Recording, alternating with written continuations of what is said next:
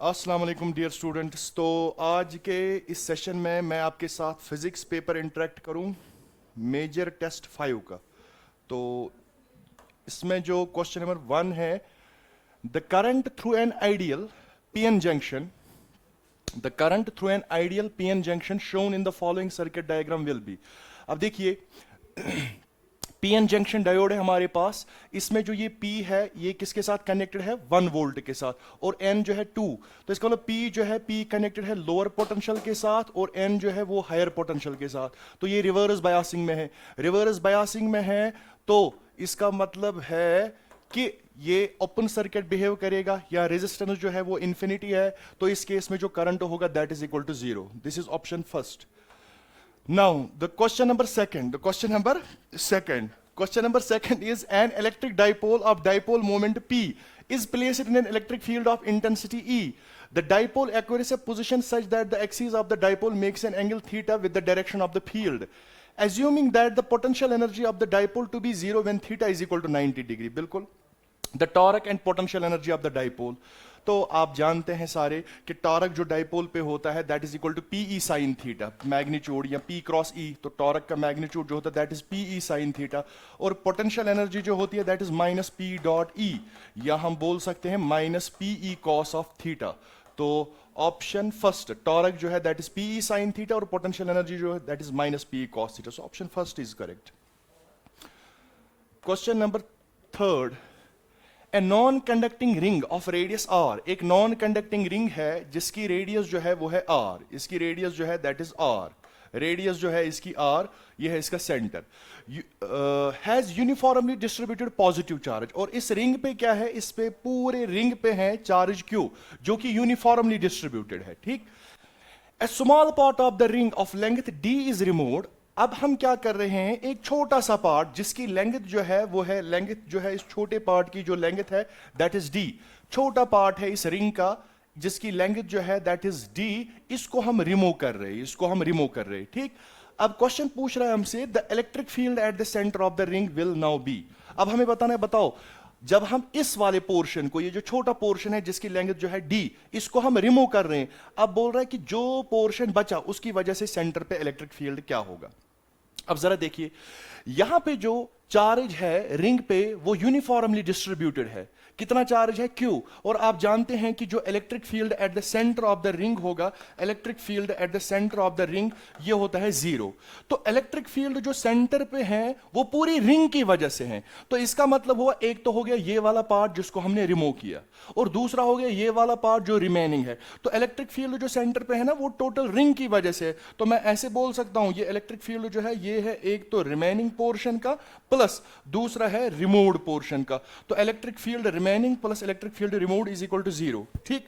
तो इसका मतलब हुआ इलेक्ट्रिक फील्ड जो रिमेनिंग पोर्शन का होगा, इलेक्ट्रिक फील्ड जो रिमेनिंग पोर्शन का होगा वो होगा बराबर minus of electric field due to removed portion. Negative होगा, बिकॉज देखो, अगर देखो पूरे रिंग की वजह से इलेक्ट्रिक फील्ड जो यहां पे है 0। अब 0 इसका मतलब क्या हुआ? इसका मतलब यह हुआ कि रिमेनिंग का अगर इलेक्ट्रिक फील्ड इस डायरेक्शन में है तो जो रिमूव्ड होगा अगर यहीं पे है तो इसकी वजह से इलेक्ट्रिक फील्ड इस डायरेक्शन में होगा, ताकि एक दो को कैंसिल करे। तो इसका मतलब अगर हमें रिमेनिंग की वजह से इलेक्ट्रिक फील्ड निकालना है, हम वो ई रिमेनिंग जो होता है वो होता है माइनस ई रिमूव्ड। ठीक। नेगेटिव का मतलब हुआ कि इलेक्ट्रिक फील्ड का मैग्नीट्यूड जो है that is same but direction opposite होगी। तो मैं निकालूंगा electric field due to this removed portion. अब जरा देखिए, इलेक्ट्रिक फील्ड जो रिमोट पोर्शन की वजह से होगा वो कितना होगा? वो होगा के शाबाश क्यू, क्योंकि ये छोटा सा पार्ट है, इसको हम ट्रीट कर सकते हैं एज ए पॉइंट चार्ज के क्यू। तो इसमें चार्ज कितना है? चार्ज इसकी लेंथ कितनी है? डी। तो मैं लिखूंगा charge per unit length Q by 2 pi R, charge per unit length into इस छोटे पार्ट की लेंथ कितनी है? D K Q by are square. तो आर स्क्वायर, तो इलेक्ट्रिक फील्ड जो आएगा रिमूव्ड पोर्शन की वजह से वो आएगा रिमूव्ड पोर्शन। तो वो आएगा k q d divided by 2 pi are cube. K q charge per unit length into इसकी लेंथ कितनी है? D divided by r, so k q d by are square.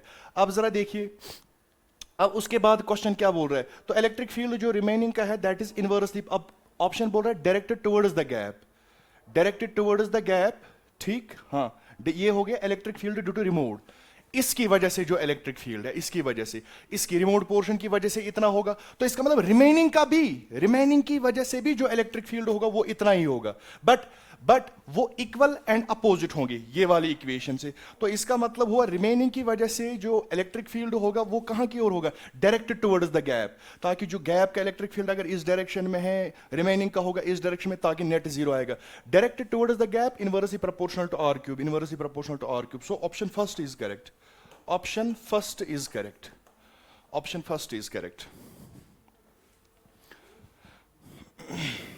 Now the question number 4, a spherical hole is made in a solid sphere of radius r, ये है solid sphere जिसकी radius है r, the mass of the sphere before holing was m, total mass जो इस sphere का है वो है m, the gravitational field at the centre of the hole due to remaining mass, तो ये हम रिमूव कर रहे हैं, ये होल हम रिमूव कर रहे हैं, अब बोल रहे हैं इसकी वजह से जो रिमेनिंग पार्ट है इसकी वजह से ग्रेविटेशनल फील्ड कितना होगा यहां पे एट द सेंटर, तो इसका मतलब यहां से लेके यहां तक r है, तो ये यहां से लेके यहां तक r, तो ये होगा r/2, इस सेंटर से इस सेंटर के बीच में डिस्टेंस।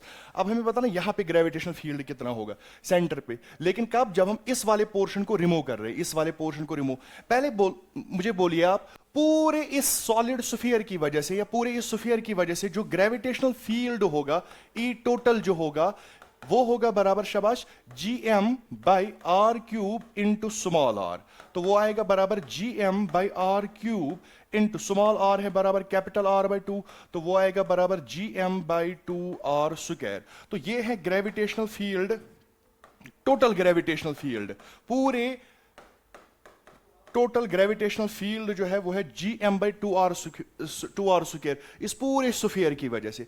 अब क्वेश्चन बोल रहे हैं कि मैंने इस होल को मैंने रिमूव किया, अब बताइए इस सेंटर पे ग्रेविटेशनल फील्ड कितना होगा, तो जरा मुझे बोलिए ये जो ग्रेविटेशनल फील्ड है ना, ये है एक तो रिमेनिंग पोर्शन का है प्लस दूसरा है ये रिमूव्ड पोर्शन का, ई रिमेनिंग प्लस ई रिमूव्ड जो है that is equal to gm/2r²। अब मुझे बोलिए, देखो ई रिमेनिंग की वजह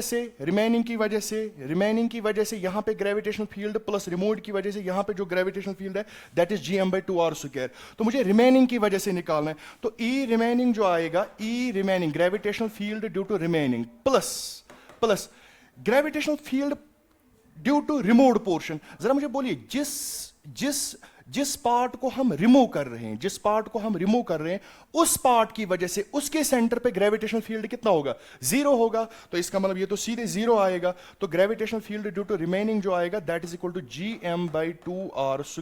gm/2r², so the option third is correct, gm/2r², the gravitational field at due to the remaining mass that is gm/2r²।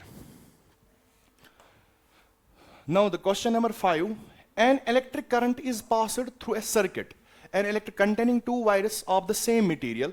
देखो दो वायरस है मेरे पास जो कि सेम मटेरियल की है, तो इसका मतलब रेजिस्टिविटी दोनों की सेम होगी, ठीक, connected in parallel if the lengths and radii are in the ratio of, lengths का रेशो जो है वो है 4:3, तो इसका मतलब मैं ऐसे लिख सकता हूं L1:L2 is equal to 4:3 and radius का रेशो जो है R1:R2 that is equal to 2:3। अब हमें क्या निकालना है, then the ratio of currents passing through the wires will be, हमें बताना है, बताओ रेशो ऑफ करंट्स क्या होगा जो कि इन दो वायरस से पास हो रहा होगा। अब जरा देखिए इधर, तो आप तो जानते हैं कि रेजिस्टेंस जो होती है, रेजिस्टेंस किसी वायर की जिसकी लेंथ गिवन हो एरिया, वो होती है ρL/A। अब आप जानते हैं दोनों वायरस जो है सेम मटेरियल की है, तो इसका मतलब हुआ कि रो दोनों के लिए क्या है, सेम, तो इसका मतलब हुआ resistance is directly proportional to L/A, resistance is proportional to L/A। अब चनाच दो वायरस जो है वो आपस में पैरेलल है, तो इसका मतलब हुआ potential difference across each wire is same because parallel में है, तो आप जानते हैं करंट जो होता है, current according to Ohm's law that is equal to V/R, तो इसका मतलब हुआ करंट जो है that is inversely proportional to resistance. तो अगर मैं इसको लिखूं आप तो मैं ऐसे लिख सकता हूं I1/I2, I1/I2 कितना आएगा शाबाश, वो कितना आएगा I1/I2, या मैं इसको यहां पे ऐसे भी लिख सकता हूं I is proportional to 1/R, R किसके प्रोपोर्शनल टू L/A, तो L/A, A चढ़ेगा ऊपर, तो current is proportional to A/L, तो अगर मैं I1/I2 करूं तो वो आएगा A/L, तो यहां मैं इसको ऐसे भी लिख सकता हूं इन टर्म्स ऑफ एरिया, ये आएगा पाई आर स्क्वायर एरिया, तो मैं लिखूंगा इसको आर स्क्वायर बाई एल, तो I1 जो आएगा that is equal to I1/I2, I1/I2 आएगा बराबर शाबाश R1 square by L1 square divided by आएगा R2 square by L2 square, तो L1 स्क्वायर नहीं सॉरी, तो I1 जो आएगा that is equal to R1 square by L1 और डिवाइड बाई I2 आएगा बराबर R2 स्क्वायर बाई L2 जाएगा ऊपर डिवाइडेड बाई R2 स्क्वायर। तो बताइए मुझे R1 क्या है, रेडियस किस रेशो में 2:3, तो R1 का स्क्वायर तो आएगा 2 स्क्वायर हो गया 4 डिवाइडेड बाई L1 है 4 इंटू L2 है 3 शाबाश, R2 है 3 का स्क्वायर तो आएगा 9, तो ये और ये 4 कैंसिल, 3 1 जार 3 3 जार, तो करंट जो होंगे वो होंगे किस रेशो में 1:3, so option number 4 is the correct. Now the next question number 6, a 3 volt battery, ये है 3 वोल्ट बैटरी, ठीक, with negligible internal resistance is connected in a circuit as shown in figure. हमें बताना है, बताओ करंट कितना होगा सर्किट में, तो करंट जो सर्किट में होगा that is simple equal to V/R equivalent, तो R इक्विवेलेंट कितना होगा, तो देखो यहां से करंट जाएगा, यहां पे करंट स्प्लिट होगा दो पार्ट्स में, एक पार्ट यहां से जाएगा और एक पार्ट यहां से जाएगा, लेकिन जो यहां से जाएगा वही पार्ट यहां से भी जाएगा, तो इसका मतलब ये वाला पार्ट और ये वाला पार्ट सीरीज में है, तो 3 + 3 हो गया 6, वो 6 और ये 3 आपस में पैरेलल में है, तो 6 और 3 पैरेलल में है, तो आएगा R1 R2 divide by R1 plus R2, तो आएगा 6 3 जार 18 divide by 9 that is equal to 2, तो जो इक्विवेलेंट रेजिस्टेंस है दैट इज 2, तो V जो मैंने कनेक्ट किया दैट इज 3/2, तो आएगा 1.5 ampere, so option second is correct 1.5 ampere. Now the question number 7, the distance between an object and a screen is 100 centimeter. A lens produces an image on the screen when placed at either of the positions 40 centimeter apart. The power of the lens. तो power निकालने से पहले मैं focal length निकालूं, तो focal length के लिए आपने फॉर्मूला पढ़ी होगी क्लासरूम्स में, d square minus x square by 4d, तो फोकल लेंथ जो आएगी d स्क्वायर, तो डिस्टेंस कितनी है दैट इज 100 सेंटीमीटर, तो 100 स्क्वायर तो आएगा 1000 100 square yes, minus x square, x है 40 सेंटीमीटर, तो 14 स्क्वायर तो हो गया 1600 divided by 4d that is equal to 400, तो फोकल लेंथ जो आएगी 10,000 माइनस 1600 हो गया 8400 डिवाइडेड बाई 400, तो ये 20 कैंसिल, 4 2 जार 4 1 जार, तो ये हो गया 21 सेंटीमीटर होगी फोकल लेंथ। तो पावर निकालना होगा, पावर होता है 1/फोकल लेंथ इन मीटर्स, तो वो आएगा 1/, इसको मीटर में कन्वर्ट करेंगे तो आएगा 21 डिवाइडेड बाई 100 चढ़ेगा ऊपर, तो ये approximately 100 divided by 21 that is 5, तो 5 dioptre, so option second is correct. Now the question number 8, if in PN junction diode a square input signal of 10 volt is applied as shown in figure, then the output signal across R will be। अब जरा देखिए यहां पे है ये PN junction diode है, तो ये इसका P है और ये N है, मैं मानता हूं फॉर एग्जांपल इसका जो ये वाले का पोटेंशियल है, फॉर एग्जांपल ये है V और इसका है 0 और इसका है 0, और ये मैं इसको यहां से सिग्नल दे रहा हूं, इनपुट सिग्नल। अब जरा देखिए कहां से कहां तक जो मैं इसको सिग्नल दे रहा हूं, -5 वोल्ट से +5 वोल्ट, तो अगर इसका पोटेंशियल फॉर एग्जांपल इस वाले एंड का अगर 5 होगा, फॉर एग्जांपल 5 होगा, तो करंट जो ये तो फॉरवर्ड बायसिंग में होगा, तो करंट जो आएगा 4 होगा तब भी करंट होगा, 3 तब भी करंट होगा, 2 तब भी करंट होगा, 1 तब भी करंट होगा, लेकिन जैसे ही -1 होगा ना, तो ये तो रिवर्स बायस में जाएगा, तो करंट होगा ही नहीं। तो इसका मतलब जो इसका बनेगा, जो इसका करेक्ट जो इसका आउटपुट सिग्नल होगा अक्रॉस और वो होगा ऑप्शन नंबर 4, ठीक। तो ये देखो 0 होगा तो वो ये 0 है, जैसे 1 होगा तो 2 होगा, बढ़ जाता है 3 4 5, ठीक है ना। फिर अगर 5 कांस्टेंट रहेगा तो 5, फिर अगर डिक्रीज होगा 4 3 2 1। अब अगर -1 हो गया ना तो ये तो रिवर्स बायस में होगा, तो करंट तो होगा ही नहीं। So option 4 is the correct. 9. Two parallel wires carry currents of 20 ampere and 40 ampere in opposite direction. दो parallel wires है मेरे पास जो कि कैरी करंट कर रही है 20 एम्पियर एंड दूसरी वाली जो वायर है वो कर रही है 40 एम्पियर इन अपोजिट डायरेक्शन, ठीक। Another wire carrying a current anti-parallel to 20 ampere is placed midway between the two wires. तीसरी एक वायर है जो कि करंट कैरी कर रही एंटी पैरेलल टू 20 एम्पियर। तो 20 एम्पियर में से ऐसे है तो एंटी पैरेलल, तो इसका मतलब ऐसे इसमें करंट बह रहा है, ऐसे। अब क्वेश्चन पूछ रहा है और मिड वायर में बीच में रखा, the magnetic force on it will be. तो देखो यहां पे क्या होगा, अगर आप जानते हैं कि जब दो वायर्स करंट कैरी कर रही in the same direction they attract each other, तो इसका मतलब हुआ कि इन दो के बीच में जो होगा वो होगा रिपल्शन और इन दो के बीच में होगा अट्रैक्शन।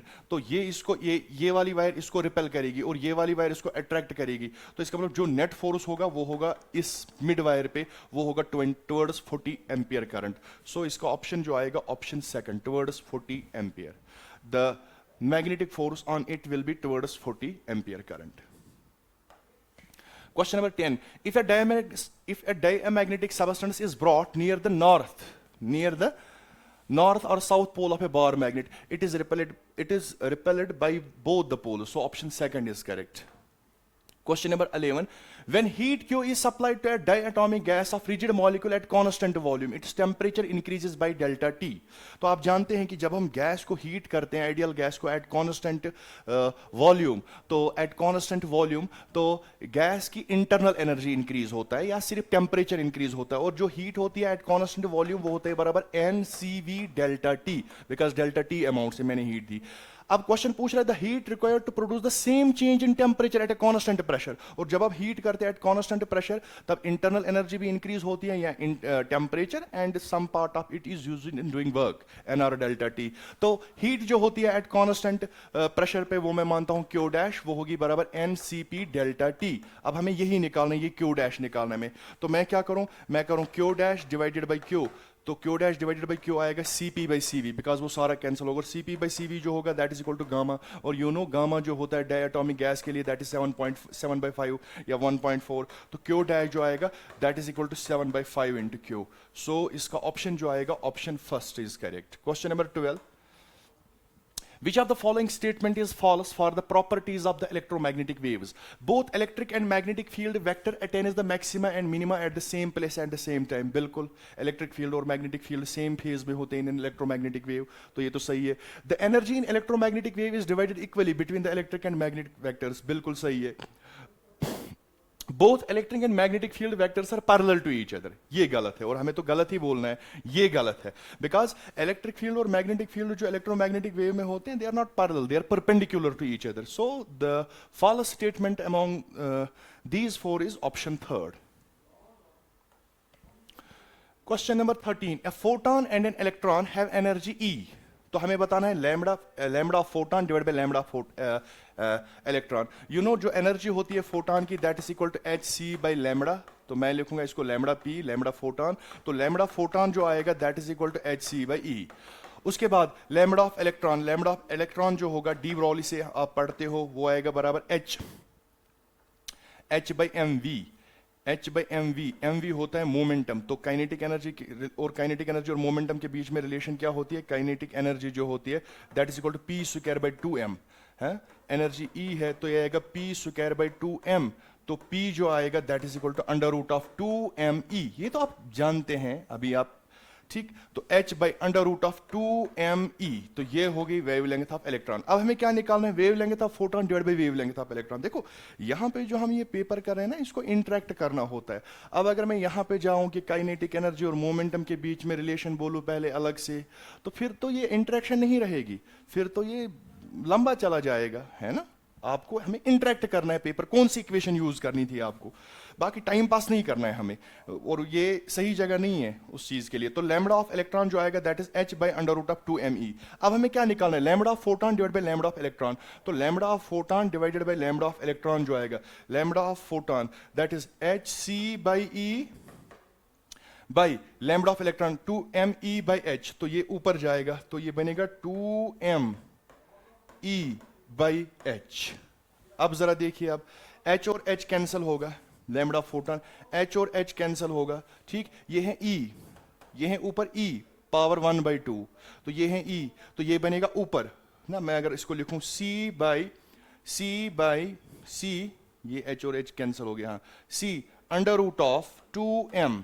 e जो आएगा ना, e का पावर है यहां पे 1/2, नीचे है 1, 1/2 माइनस 1 हो गया -1/2, -1/2। तो ये बनेगा c under root of 2m by जब ये नीचे आएगा तो ये बनेगा नीचे जाके e रेज़्ड पावर 1/2, तो इसको मैं रूट में रखूंगा तो वो आएगा 2m बाई e। तो इसका मतलब lambda of photon divide by lambda of electron जो है दैट इज proportional to 1/रूट of e। Option second is correct. Question number 14. The correct graph between the maximum energy of a photoelectron and the inverse of wavelength of the incident radiation। तो आप जानते हैं ना कि जो maximum kinetic energy होती है फोटो इलेक्ट्रॉन की, वो होती है बराबर एनर्जी कितनी, उस पे एनर्जी जो रेडिएशन उस पे फॉल होगी माइनस वर्क फंक्शन। तो काइनेटिक एनर्जी जो मैक्सिमम होगी, E को मैं लिख सकता हूं hc by lambda minus work function जो होगा that is hc by lambda naught. हमें किस किस के बीच में ग्राफ बनाना है, शाबाश, the correct graph between the maximum kinetic energy of photo electron and the inverse of wavelength. तो हमें बताना है मैक्सिमम काइनेटिक एनर्जी और इनवर्स ऑफ वेवलेंथ, तो 1 बाई लैम्बडा के बीच में ग्राफ। तो पहली बात ये ऑरिजिन है, तो पहली बात देखो 1 बाई लैम्बडा जो है दिस इज, यहां से मुझे लग रहा है कि y इज इक्वल टू ये होगा हमारा m h 1 by lambda. m जो है तो m है hc x है 1 बाई लैम्बडा, तो ग्राफ तो स्ट्रेट लाइन बनेगा और इसका स्लोप जो होगा दैट इज पॉजिटिव hc, ठीक। इंटरसेप्ट नेगेटिव है तो यहां कहीं से ग्राफ स्टार्ट होगा, तो ऐसे ऐसे ऐसे ऐसे ऐसे जाएगा ये ग्राफ ऐसे। इसका स्लोप जो है that is equal to hc इसका स्लोप है। और इसका कौन सा करेक्ट ऑप्शन होगा फिर, शाबाश, दैट इज ए। तो option 1 is correct, option 1 is correct, बिल्कुल। Question number 15। A particle is projected at an angle of 60 degree. Particle को मैंने प्रोजेक्ट किया है at an angle of 60 degree. ये मैंने पार्टिकल को प्रोजेक्ट किया है at an angle of 60 degree. तो 60 डिग्री पे मैंने इसको प्रोजेक्ट किया in the horizontal with a speed of 10 metre speed per second, तो इतनी मैंने इसको स्पीड दी। After some time the direction of its velocity makes an angle of 30 degree above the horizontal. तो कुछ टाइम के बाद जो वेलोसिटी है ये हॉरिजॉन्टल के साथ कितना डिग्री एंगल बनाता है, 30 डिग्री। अब क्वेश्चन पूछ रहे बताओ इस पॉइंट पे पार्टिकल की स्पीड कितनी होगी। आप जानते हैं कि प्रोजेक्टाइल मोशन में क्या होता है, जो हॉरिजॉन्टल कंपोनेंट होता है वेलोसिटी का वो कांस्टेंट रहता है थ्रू आउट द मोशन, ठीक। तो अगर मैं बोलूं बताइए इनिशियल वेलोसिटी कितनी है एक्स डायरेक्शन में, वो होगी u cos theta that is 10 cos 60 और ये बराबर होगा v का, यहां पे अगर मैं हॉरिजॉन्टल कंपोनेंट दूंगा तो v cos 30, तो ये आएगा हमारा 10 cos 60 हो गया 5, v cos 30 हो गया √3/2, तो ये 2 जाएगा इधर, v जो आएगा दैट इज 10/√3। सो इसका ऑप्शन जो सही है that is option 4 is correct, 10/√3। अब उसके बाद question number 16। 2 blocks are in contact on a frictionless. देखो ये क्या पूछ रहा है बेसिकली क्वेश्चन हमसे, 2 फिगर्स है मेरे पास, ये है मेरे पास 2m और यहां पे है दूसरा ब्लॉक m, और यहां से मैंने बाहर से फोर्स लगाया F, और यहां पे दूसरा है ऐसा ही सिस्टम कुछ, लेकिन यहां पे उस साइड 2m है और इस साइड जो है m, इस पे मैंने फोर्स लगाया F। अब देखिए अगर मैं एक्सेलरेशन की बात करूं दो केसेस में तो एक्सेलरेशन सेम होगी, बिकॉज एक्सेलरेशन जो होता है that is net external force divided by mass. तो एक्सटर्नल फोर्स सेम है दोनों केसेस में, टोटल मास भी सेम है, तो इसका मतलब एक्सेलरेशन दोनों केसेस में सेम होगी। लेकिन हमें क्वेश्चन वो नहीं पूछ रहा है, हमें क्वेश्चन पूछ रहा है the ratio of the force of contact between the 2 blocks. आप बताए जब मैंने इसे बाहर से फोर्स लगाया F, फॉर एग्जांपल इनके कंटैक्ट्स के बीच में जो फोर्स है दैट इज F, और यहां से मैंने जब फोर्स F लगाया M पे, यहां पे मैंने फोर्स लगाया था बाहर वाला फोर्स 2M, यहां पे M, तो यहां पे मैंने कंटैक्ट फोर्स माना F और यहां पे मैं कंटैक्ट फोर्स मानता हूं फॉर एग्जांपल F डैश। तो हमें क्या बताना है, हमें बताना है F divided by F dash. आप जानते हैं देखो अभी मैं इसको डिराइव नहीं करूंगा, मतलब मैं पहले फ्री बॉडी डायग्राम बनाऊं, फिर Newton second law of motion, फिर इक्वेशन को इधर इधर करूं, जाके सॉल्व करूं, नहीं। इसके लिए आपने पढ़ा होगा कि जब आप इस वाले पे बाहर से फोर्स लगा रहे हो ना, अगर आपको यहां पे कंटैक्ट फोर्स निकालना होगा, वो ये वाला मास होता है। तो इसका मास कितना है, अगर कंटैक्ट फोर्स निकालना है, ये वाला मास इनटू एक्सेलरेशन में मानता हूं ए। अब यहां पे एफ डैश, तो एफ डैश यहां पे देखो, यहां पे फोर्स लगा था 2m पे, यहां पे फोर्स लगा m, तो इसका मतलब अगर मुझे कंटैक्ट यहां पे निकालना है ना एफ डैश, तो वो आएगा ये वाला मास, that is 2m into a m cancel, 1/2 is the correct. So इसका ऑप्शन जो है that is option second, 1/2। Now the question number 17, two beams of light having intensities I and 4i interfere to produce a fringe pattern on a screen। चलिए देखिए, आपने intensity के लिए formula पढ़ी होगी, that is I1 plus I2 plus twice under root of I1 I2 cos of phi, ठीक, cos of phi। अब question क्या पूछ रहा है, the phase difference between the beams is π/2 at a point पे। तो पॉइंट ए की हम बात करें, अगर हम पॉइंट ए की बात करें तो फेज डिफरेंस जो होता है दैट इज π/2। तो अगर मैं इंटेंसिटी की बात करूं तो इंटेंसिटी आएगा cos 90 हो गया 0, तो इसका मतलब ये पूरी टर्म जो है ये 0 बनेगी। तो एट पॉइंट ए पे जो इंटेंसिटी आएगी, resultant intensity, that is I1 plus I2। तो I1 कितना है, I है आपका I और दूसरा है 4i, तो I plus 4i that is equal to 5i। अब हम पॉइंट बी की बात करें, पॉइंट बी पे क्या हो रहा है, पॉइंट बी पे क्या हो रहा है, जो फेज डिफरेंस है ना दैट इज पाई, तो फेज डिफरेंस पाई। तो इंटेंसिटी पहले मैं निकालूंगा रिजल्टेंट इंटेंसिटी यहां से, तो ये देखो cos 180 है ना, cos 180 हो गया -1, तो ये बनेगा हमारा I1 plus I2 minus twice root of I1 I2। तो I1 जो है दैट इज I plus 4i that is 5i minus 2। अब ये आएगा I इंटू 4i, तो ये आएगा हमारा 5i माइनस 2, तो ये आएगा 4i स्क्वायर। तो I तो बाहर निकलेगा, हाँ I तो बाहर निकलेगा, और 4 है रूट के अंदर, तो वो आएगा 2, तो ये आएगा 5i minus 4i that is equal to I। तो रिजल्टेंट इंटेंसिटी जो यहां पे आई दैट इज I। अब हमें क्या बताना है, हमें बताना है then the difference between the resultant intensity at A and B। अब हमें देखो यहां पे रिजल्टेंट इंटेंसिटी 5i आई, यहां पे I। अब इनका डिफरेंस निकालो, 5i minus I that is 4i। Option second is correct, option second 4i is correct, option second 4i। Now, the question number 18, two photons of different frequencies have energy this and this। तो दो photons है different frequency, एक photon की energy जो है 1 electron volt और दूसरे की है 2.5 electron volt. They incident one after one on a metallic plate of work function 0.5। तो वर्क फंक्शन जो मेटल का है that is 0.5, then the ratio of maximum kinetic energy of the emitted photo electron. तो हमें बतानी है, देखो जब आपने ये फोटॉन इस पे गिराया जिसकी जो एनर्जी है 1 इलेक्ट्रॉन वोल्ट, फिर उसके बाद 2.5, तो आपको बताना है, बताओ जो दो केसेस में मैक्सिमम काइनेटिक एनर्जी होगी फोटो इलेक्ट्रॉन की, उसका रेशियो निकालना है हमें। तो देखो पहले केस में हम काइनेटिक एनर्जी निकाले। आप जानते हैं काइनेटिक एनर्जी जो होती है मैक्सिमम इलेक्ट्रॉन की, वो होती है energy of the incident radiation minus work function. तो पहले केस में अगर आप देखोगे जो एनर्जी है रेडिएशन के पास that is 1 minus work function है दैट इज 0.5, तो ये आएगा मैक्सिमम काइनेटिक एनर्जी जो आएगा that is 0.5 electron volt.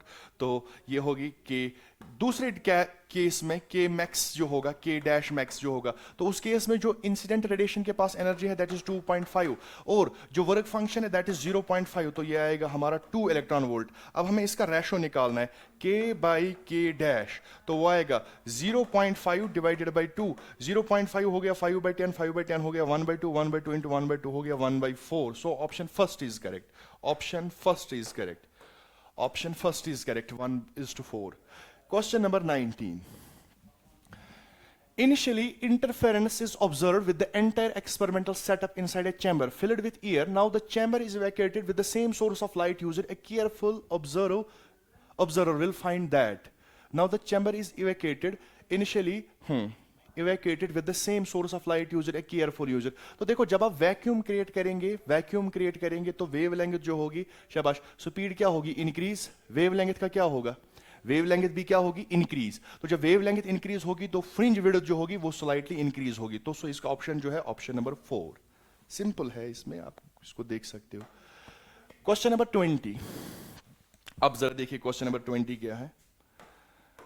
Question number 20 जो है, रिंग है मेरे पास जिसकी रेडियस है आर। अच्छे से देखना इसको, ये थोड़ा सा मुझे इसमें अच्छा क्वेश्चन लगा। ये रिंग है, इसकी रेडियस जो है वो है आर।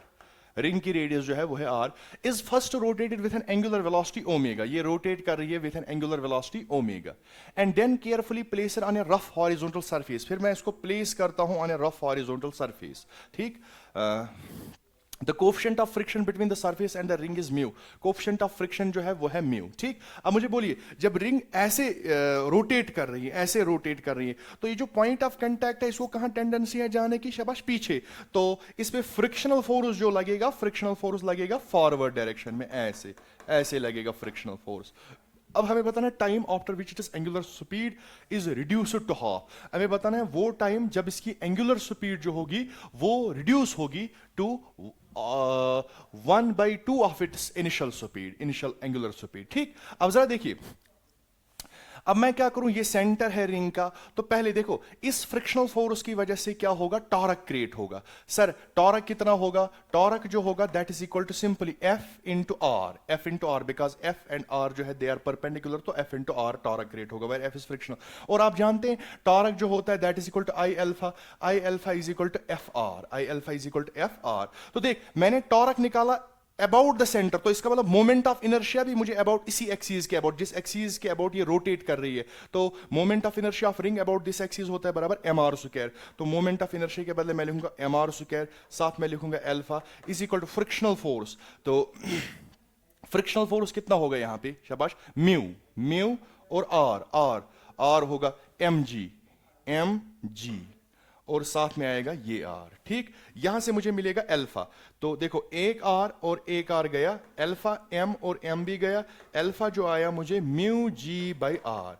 ये आ गई मुझे एंगुलर एक्सेलरेशन रिंग की, जो कि कांस्टेंट है, mu constant, G constant, R भी कांस्टेंट है, ठीक। अब मैं यूज कर सकता हूं first equation of motion, because मुझे स्पीड निकालनी है, तो मैं लिख सकता हूं final angular velocity.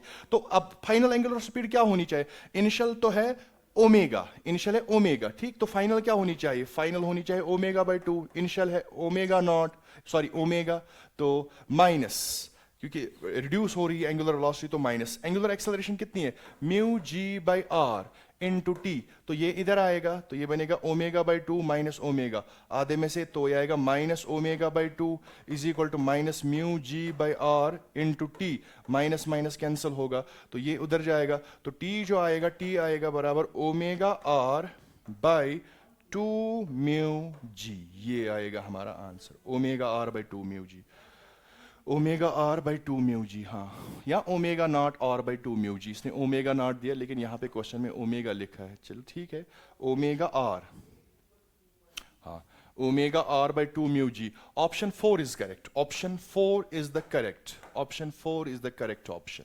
Now the next question, two magnets of equal mass are joined at right angles to each other as shown. The magnet 1 has magnetic moment 3 times. जो magnetic moment है magnet 1 का वो है 3 times the magnetic moment of magnet 2. अब कुछ this arrangement is pivoted so that is free in the horizontal plane in equilibrium. equilibrium में क्या होगा, equilibrium में क्या होगा, जो देखो इक्विलिब्रियम के केस में क्या होगा, इस पे जो नेट टॉरक होगा ना वो होगा जीरो, तो इसका मतलब जो इस पे टॉरक होगा वही इक्वल एंड अपोजिट होगा उस वाले पे जो टॉरक है। तो मैं लिख सकता हूं टॉरक 1, इसका जो टॉरक होगा, शाबाश, इस पे जो टॉरक होगा, शाबाश, टॉरक ऑफ 1 इस पे वो होगा m1 b sin theta, m1 अगर हॉरिजॉन्टल कंपोनेंट जो magnetic field, earth magnetic field का वो है bh, तो वो आएगा m1 bh और sin थीटा, उसका जो होगा उस पे जो टॉरक होगा that is equal to m2 bh।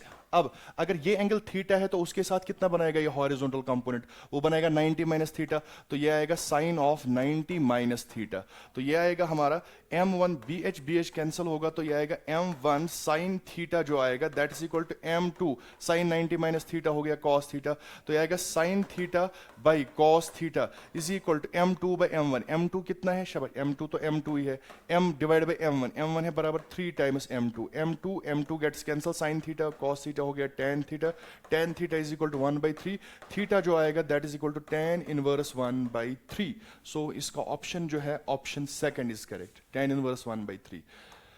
Question number 22, the centre of mass of the shaded portion of the disc is, हमें बताना है शेडेड पोर्शन, जो ये वाला पोर्शन है इसका सेंटर ऑफ मास, तो इसका मतलब वो जो ये छोटा वाला पार्ट है ना, इसको हम रिमूव कर रहे हैं।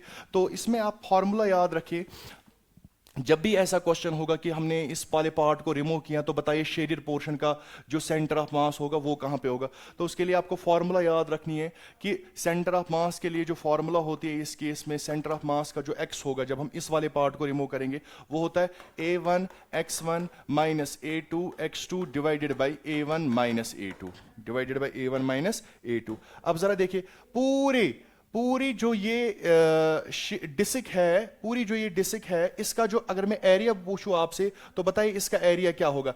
तो ऑरिजिन मैं लूंगा इसको, ठीक, इसका सेंटर ऑफ मास, जो पूरी डिस्क का सेंटर ऑफ मास होगा ना, वो यहां पे होगा, इसके सेंटर पे होगा। और यहीं से मैं सेंटर ऑफ मास की भी, जब मैं इस वाले पार्ट को रिमूव करूंगा ना, इस वाले पार्ट को रिमूव करूंगा, जो मैं देखूंगा वो सेंटर ऑफ मास जो है वो यहां से कितना शिफ्ट हुआ। तो इसका मतलब मैं इसी को ऑरिजिन ट्रीट कर रहा हूं, इस वाले पॉइंट को। तो जरा देखिए, पूरे डिस्क का जो एरिया है that is equal to pi are square, और इसका सेंटर ऑफ मास जो है वो सेंटर पे है, तो इसका मतलब 0 माइनस a2 हो गया इस वाले का एरिया, मतलब रिमूविंग पोर्शन का। तो इसका एरिया जो होगा पाई आर स्क्वायर, लेकिन इसकी रेडियस कितनी है r/4, तो r/4 का स्क्वायर तो आएगा r²/16।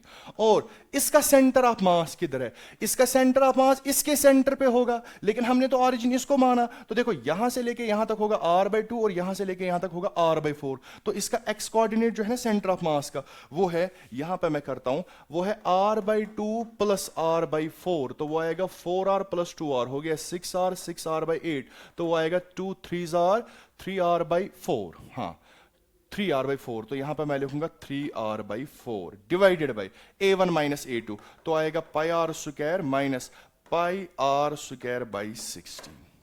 अब इसको सॉल्व करो तो ये तो 0 बनेगा, ये आएगा हमारा minus pi 3 pi minus 3 pi r cube divided by 16 into 4 that is equal to 64 divided by 16 pi r square minus pi r square by 4, तो pi r square by 16 pi r square minus pi r square हो गया 15 pi r square by 16, बिल्कुल सही। तो ये आएगा minus 3 pi are cube divided by 64 into 16 जाएगा ऊपर divided by 15 pi are square. अब देखिए, पाई और पाई गया कैंसल, आर स्क्वायर और आर स्क्वायर गया कैंसल, तो यहां पे बचेगा एक are, 16 1s are 16 4s are, ठीक, हाँ जी। तो यहां मैं ऐसे 16 1s are 16 4s are, तो 3 1s are 3 5s are, तो नीचे आएगा 20, तो minus R by 20, minus r/20, minus r/20 का मतलब हुआ, अब जाहिर सी बात है, तो जब हम इस पहले सेंटर ऑफ मास यहां पे था, जब हम इसको रिमूव करेंगे ना, आप जानते हैं कि centre of mass shift towards heavier mass, तो सेंटर ऑफ मास अब इसका शिफ्ट इस डायरेक्शन में होगा, तो r/20 to the left of A, option first is correct, option first is correct. Question number 23. Resistance of metal sheet 1 between shaded portion is R1 and resistance between shaded portion of our sheet 2 is R2. The ratio of, आप जानते हैं कि resistance जो होती है किसी भी conductor का वो होता है रो L/A, where L होती है length along which the current is flowing and A होता है एरिया, वो वाला एरिया जिस एरिया के जो करंट होगा वो नॉर्मल होता है उस एरिया के। तो दैट इज इस अब जरा यहां पे निकालिए इस वाले की रेजिस्टेंस, अगर मैं निकालूं फॉर एग्जांपल, मैं इसकी रेजिस्टेंस R1 मानता हूं। अब portion of sheet 2 is R2, the resistance R1/R2। तो देखिए इसकी जो रेजिस्टेंस होगी वो होगी रो, लेंथ कितनी है इसकी, जरा मुझे बोलिए, what is the length along which current is flowing, current is flowing like this, ठीक, ऐसे, तो इसका मतलब L आएगा। एरिया, तो ये जो एरिया होता है ये वो एरिया होता है जिस एरिया के करंट जो होता है वो परपेंडिकुलर होता है, वो तो ये वाला एरिया हो गया, ये वाला, और इसका एरिया जो होगी, देखो इसकी लेंथ जो है ये L है और ब्रेडथ जो है दैट इज T, तो ये आएगा LT, L कैंसिल होगा तो ये आएगा रो बाई T, तो R2 जो आएगा R2 that is equal to rho, इसकी length along which current is flowing that is 2L by area जो आएगा दैट इज 2L, और इसकी भी थिकनेस है टी, तो ये आएगा 2L into T, 2L cancel, तो आएगा रो बाई टी। तो अब अगर हम इनका रेशो निकालें R1 बाई R2, वो आएगा 1:1, बिकॉज R1 भी रो बाई टी आया, R2 भी rho by 2, so option first is correct, option first is correct. Now question number 24, A body of mass m is released from a height h. एक body को हम release कर रहे हैं on a smooth inclined plane that is shown in the figure. The following can be true about the velocity of the block knowing that the wedge is fixed. अब जरा देखो, block को मैं रिलीज करता हूं तो इस पे जो डाउनवर्ड डायरेक्शन में फोर्स होगा that is mg sin theta. तो mg sin थीटा की वजह से क्या होगा, ये एक्सेलरेट होगा, इसकी वेलोसिटी बढ़ेगी, यहां पे इस स्प्रिंग के साथ टच करेगा, तो स्प्रिंग यहां पे क्या होगी, कंप्रेस, स्प्रिंग क्या होगी, कंप्रेस। लेकिन जब तक mg sin थीटा जब तक ज्यादा होगा के एक्स से, बिकॉज देखो जैसे ही ये ब्लॉक यहां पे आएगा ना तो स्प्रिंग कंप्रेस होगी, जब स्प्रिंग कंप्रेस होगी तो ब्लॉक पे एक तो डाउनवर्ड डायरेक्शन में फोर्स है mg sin थीटा, और जैसे ये ब्लॉक के स्प्रिंग के साथ स्प्रिंग को कंप्रेस करे ना, ब्लॉक पे अपवर्ड डायरेक्शन पे फोर्स लगेगा के एक्स स्प्रिंग फोर्स। लेकिन जब तक mg sin थीटा ज्यादा होगा के एक्स से, तब तक ये ब्लॉक क्या होगा, एक्सेलरेट इन डाउनवर्ड डायरेक्शन में।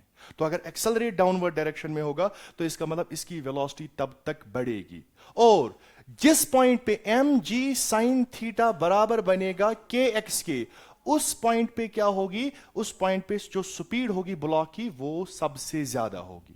अब जैसे ये आगे जाएगा तो के एक्स ज्यादा होगा mg sin थीटा से, तो वेलोसिटी फिर से घटेगी और जीरो बनेगी, फिर ये SHM करेगा, ठीक है। लेकिन हमें वो नहीं है, हमें क्या बताना है, अब यहां से क्या करते, तो इसका मतलब इसकी वेलोसिटी कब तक मैक्सिमम होगी, शाबाश, v is highest when it just touch the spring, no, v इसकी कब तक बढ़ेगा, जब तक mg sin थीटा बराबर होगा kx के, तो इसका मतलब v is highest when it compresses the spring by some amount. Yes, option second is correct. Option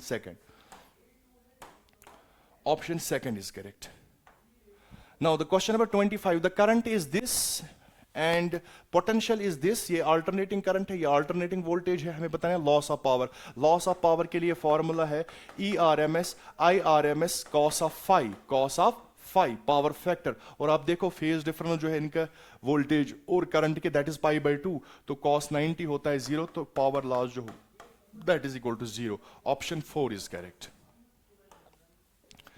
अब यहां पे देखिए, in the diagram shown the difference in the two tubes of a manometer is 5 centimetre, the cross section of the tube at A, यहां पे जो cross section tube का है that is 6 millimeter square and 10 square respectively, the rate at which the water flows through the tube।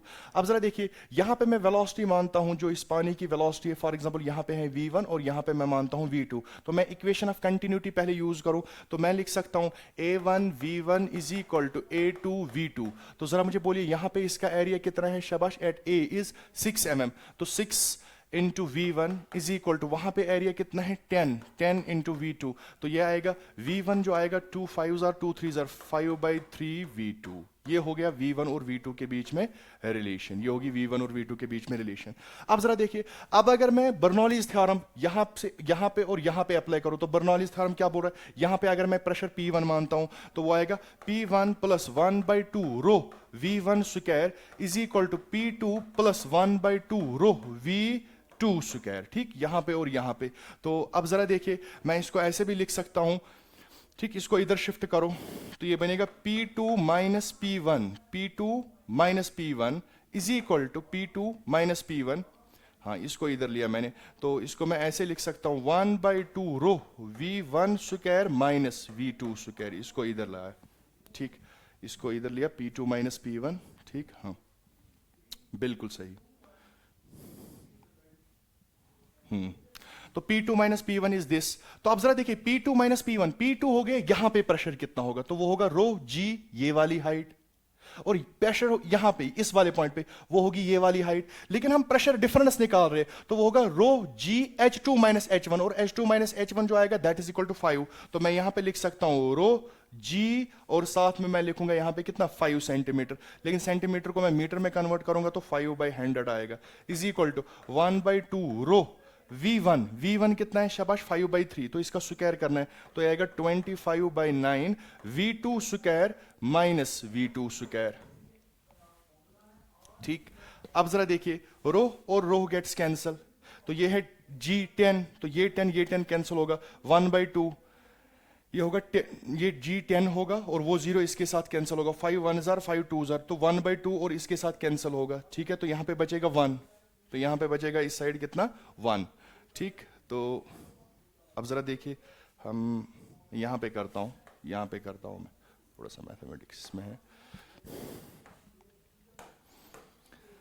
Row GH, हाँ 5/100, चलो मैं इसको थोड़ा सा, रो और रो कैंसिल हो गया, तो ये आएगा कितना आएगा, रो और रो कैंसिल हो गया, ये हो गया 5/10, 5/10 वो हो गया 1/2 इज इक्वल टू 1/2, ठीक, हाँ इज इक्वल टू 1/2, ये हो गया, क्रॉस मल्टीप्लीकेशन करिए, 25V2 square minus 9V2 square हो गया 16V2 square divided by 9, divided by 9, तो 1/2 कैंसिल होगा, तो 9 जाएगा इधर, ये आएगा 16V2 स्क्वायर, तो V2 स्क्वायर जो आएगा, V2 स्क्वायर जो आएगा दैट इज इक्वल टू 9/16, तो V2 जो आएगा that is equal to 3/4 metre per second, 3/4 metre per second, तो ये हमें यहां पे वेलोसिटी मिलेगी, ठीक है।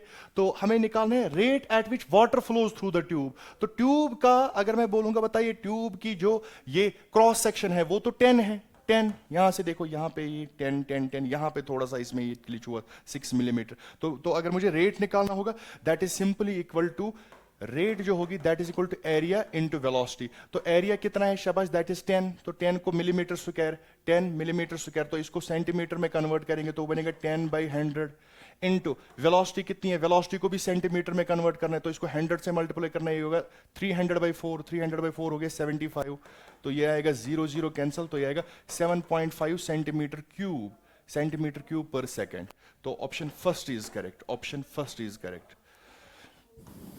No. Question number 27. On bringing a positively charged rod near the uncharged conductor, the conductor gets attracted towards the rod. बिल्कुल सही. The electric field lines of the charged rod are perpendicular to the surface of the conductor. बिल्कुल सही. आप जानते हैं कि जो surface of conductor that behaves as equipotential surface, तो इसका मतलब हुआ जो भी electric field होगा वो perpendicular होगा. तो इसका मतलब हुआ both assertion and reason are correct, but reason is not the correct explanation of assertion. तो इसका मतलब both statements are true but reason is not the correct explanation of the assertion. So इसका option जो आएगा option B. Both statements are true but reason is not the correct explanation of the assertion. Question number 28. Self-inductance is called the inertia of electricity. बिल्कुल सही. इसको inductance of electricity, inertia of electricity बोलते.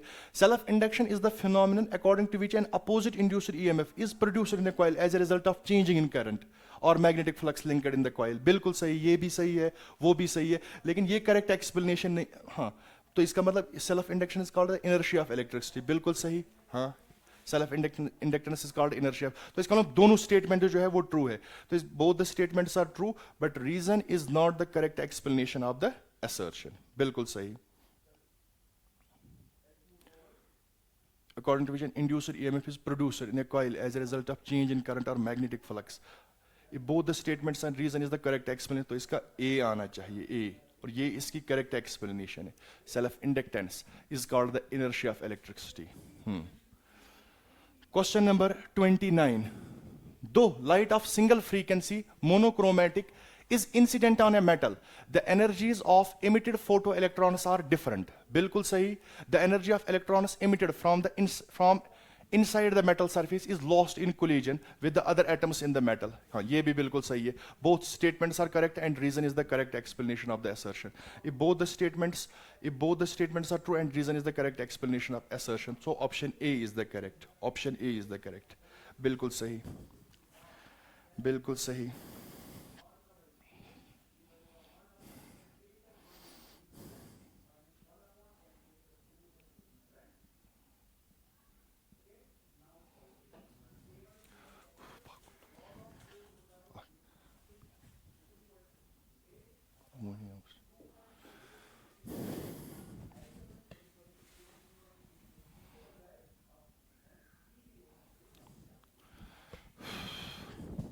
चलिए 28 का जो है वो है बी करेक्ट ऑप्शन. इसका बी है. Both statements are true but reason is not the correct explanation of the assertion. B है इसका आंसर. सही. अब क्वेश्चन नंबर 29 हो गया। Question number 30, a conducting sphere of radius r is given a charge q, the electric potential and the electric field at the center of the sphere respectively are। Conducting sphere है मेरे पास, conducting sphere है जिसकी radius जो है वो है r, is given A charge q, the electric potential and the electric field at the centre of the sphere is. तो देखो इलेक्ट्रिक पोटेंशियल जो होगा, द इलेक्ट्रिक पोटेंशियल जो होगा eight the centre, the electric potential and the electric field at the center of the sphere respectively are। तो electric potential जो center पे होगा that is equal to k q by r, और electric field जो होगा that is equal to 0। तो इसका मतलब q by 4 पे epsilon naught r and 0, option second is correct।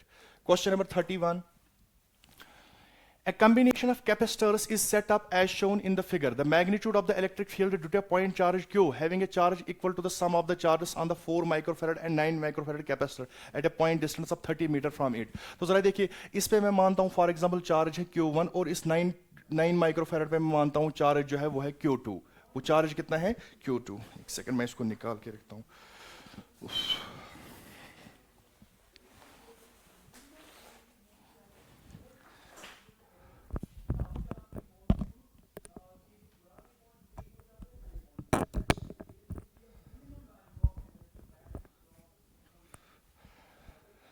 तो अब हमें क्या बताना है, इस पे मैंने चार्ज माना Q1 और इस पे मैंने चार्ज माना Q2। अब हमें बताना है कि बताओ अगर हम ये वाला चार्ज प्लस ये वाला चार्ज किसी पॉइंट पे रखें और उस चार्ज की वजह से हम इलेक्ट्रिक फील्ड निकालेंगे at a distance of 30 metre from it. तो पहले मैं निकालूंगा ये वाला चार्ज कितना होगा और इस वाले कैपेसिटर पे चार्ज कितना होगा। तो जरा देखिए ये वाले कैपेसिटर जो है ये पैरेलल में है, तो इनका इक्विवेलेंट जो आएगा वो आएगा 9 + 3 दैट इज 12। 12 और 4 सीरीज में है, तो इनका जो इक्विवेलेंट आएगा 12 × 4 दैट इज 48, 48/16 वो आएगा 3। तो ये बनेगा कुछ ऐसे 3 माइक्रोफैरड, और यहां पे जो बनेगा यहां पे ये बनेगा 2 माइक्रोफैरड, और यहां पे जो बैटरी है हमारे पास दैट इज 8 वोल्ट, ऐसे 8 वोल्ट। तो ये आएगा 3 और यहां पे जो है दैट इज 2 माइक्रोफैरड। अब देखिए अब ये जो 8 वोल्ट बैटरी ये कनेक्टेड है अक्रॉस दिस कैपेसिटर, ठीक है। तो कैपेसिटर तो कैपेसिटर जो इसकी है दैट इज 3 माइक्रोफैरड, और पोटेंशियल डिफरेंस जो इसके एंड के अक्रॉस है दैट इज 8 वोल्ट। तो आप जानते हैं Q is equal to CV। तो जो Q आएगा, चार्ज जो आएगा इस कैपेसिटर के थ्रू जो चार्ज आएगा that is equal to C × V। तो C कितना है 3 × 8 that is equal to 24 microcoulomb. 24 microcoulomb. तो 24 माइक्रोकूलम इस वाले कैपेसिटर पे चार्ज है, ठीक। अब यही चार्ज जो है ये अब ये दो जो मिल के हैं ये इसके साथ सीरीज में है, तो इसका मतलब इन दोनों से भी चार्ज कितना जाएगा 24 माइक्रोकूलम जाएगा इनके। लेकिन अब मैं क्या करूं, अब सिंस ये दो जो है ये पैरेलल में है, ये वाला और ये वाला ये पैरेलल में है, तो मैं वो कॉमन पोटेंशियल डिफरेंस निकालना चाहता हूं इन दो एंड्स के बीच में।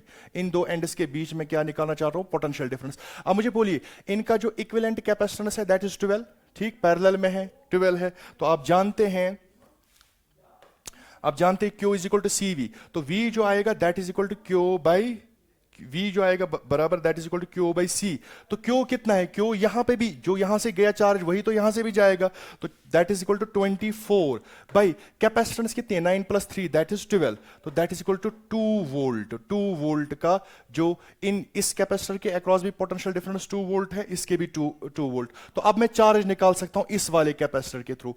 तो जो यहां से चार्ज होगा ना Q2 ये होगा बराबर, शाबाश, Q2 कितना होगा CV। तो कैपेसिटेंस कितनी है 9 × V कितना है 2, तो 9 2s are 18 माइक्रोकूलम। तो इस पे चार्ज और इस पे चार्ज तो कितना है Q1 + Q2। तो Q1 कितना आया 24 + 18 हो गया 42। तो 42 माइक्रोकूलम, 42 माइक्रोकूलम है मेरे पास चार्ज। अब मुझे इस 42 माइक्रोकूलम की वजह से निकालना है electric field at a distance of 30 metre, at a distance of 30 metre, बिल्कुल।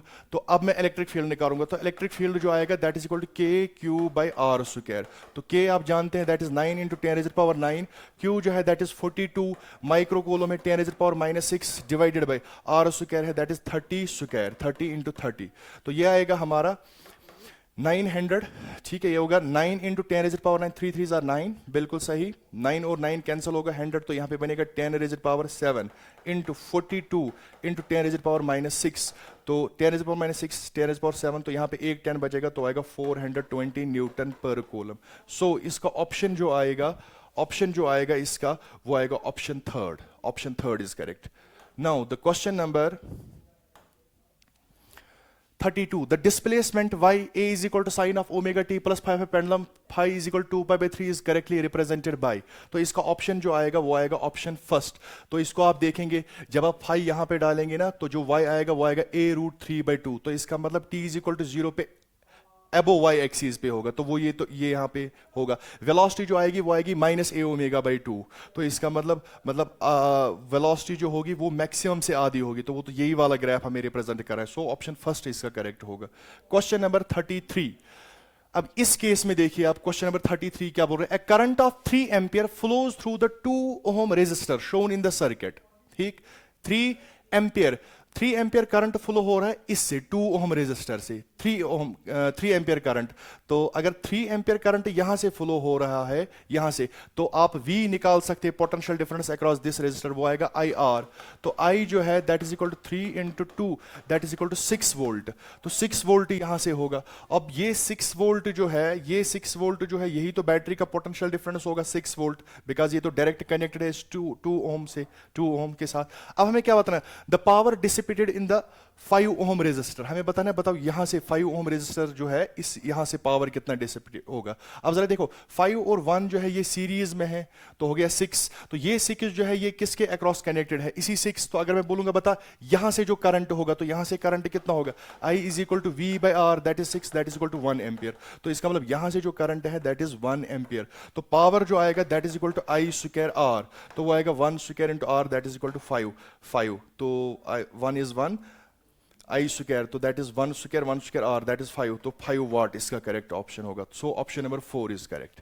Now question number 34, there are 2 wires of same material, 2 wires है मेरे पास सेम मटेरियल की है, ठीक, एंड सेम लेंथ, दोनों की लेंथ भी सेम है और सेम मटेरियल की है। 2 वायर्स है, दोनों की लेंथ सेम है और सेम मटेरियल की है, and same while the diameter of the second wire is 2 times the diameter of the first wire, जो second wire का diameter है that is 2 times, तो इसका मतलब अगर इसका diameter 2d है तो इसका diameter जो है वो है d।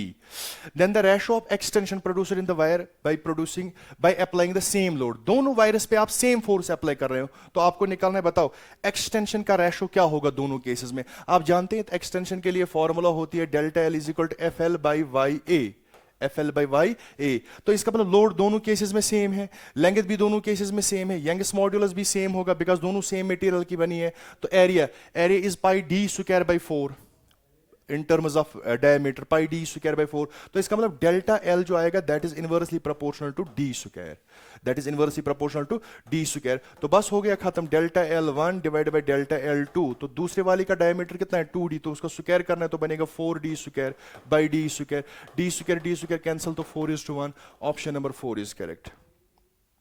Question number 35, 2 particles each of mass m and charge q are attached to the 2 ends of a light rigid rod of length 2r. The rod is rotated at constant angular speed about a perpendicular passing through its center. The ratio of the magnitudes of the magnetic moment of the system and its angular momentum. ये ऐसा question है कि यहाँ पे ये 2 charges है, इसका मास m, इसका मास m, इसका चार्ज q, इसका चार्ज q। ठीक, आपको बताना, बताओ रेशो किसका निकालना? Magnetic moments of the system. पहले मैं करंट निकालूं, magnetic moments and angular moment. तो करंट जो होगा ना यहाँ पे ऐसे रोटेट कर रही है, ऐसे 2 चार्जेस ऐसे, तो टोटल चार्ज जो होगा that is q and q, that is 2q by total time, तो that is 2 pi by omega, omega जाएगा ऊपर, 2 कैंसिल, तो ये आएगा q ओमेगा बाई पाई, ये होगा करंट।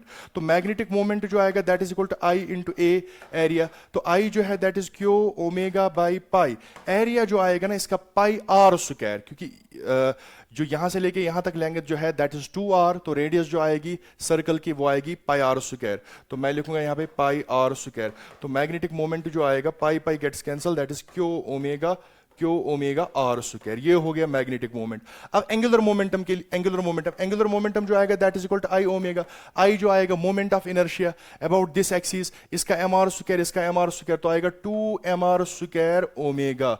अब मुझे निकालना है magnetic moment and angular momentum, तो m बाई एल मुझे निकालना है, तो m बाई एल आएगा बराबर q omega r square by 2m r square omega. तो देखो ये बनेगा ओमेगा r स्क्वायर कैंसिल, तो q by 2m, option first is correct.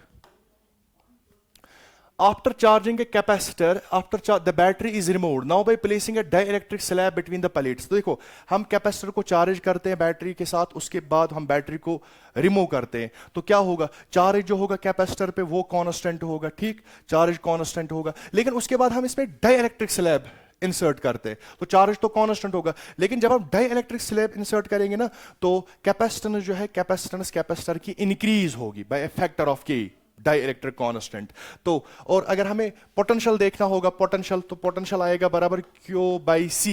अब सिंस कैपेसिटेंस इंक्रीज होगी जब हमने इसमें क्या इंसर्ट किया, डाइइलेक्ट्रिक, तो इसका मतलब पोटेंशियल जो है पोटेंशियल डिक्रीज होगा, और पोटेंशियल एनर्जी का क्या होगा, that is Q square by 2C, that is inversely proportional to C। तो C बढ़ गया तो पोटेंशियल एनर्जी भी घटेगी, तो इसका मतलब the potential difference between the plates and the energy will decrease but the charge on the plates will remain the same. Option first is correct.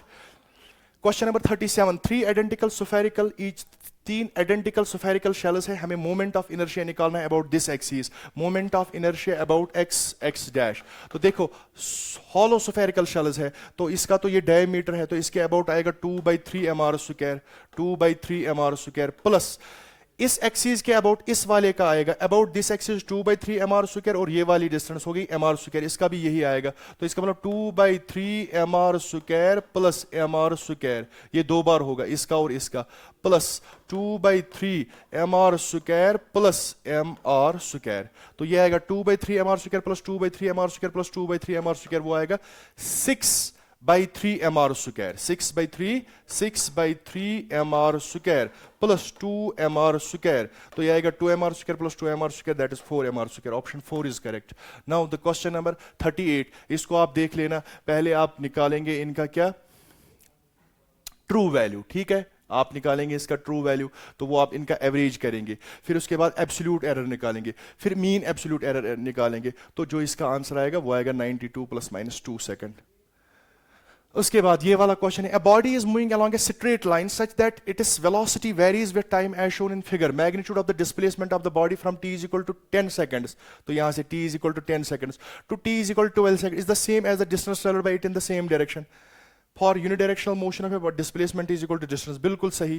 अब देखो ये वहीं से क्वेश्चन बोल रहा है कि ये मोशन जो है it is along a straight line, along a straight line जब कोई पार्टिकल मूव करता है इन द सेम डायरेक्शन तो डिस्टेंस ट्रैवलर जो होता है वो होता है बराबर डिस्प्लेसमेंट के, ठीक, तो डिस्प्लेसमेंट ऑफ द बॉडी जो है is the same as the distance travelled for unidirectional motion, displacement is equal to distance, तो इसका मतलब if both statements are true and reason is the correct explanation, that is option 1।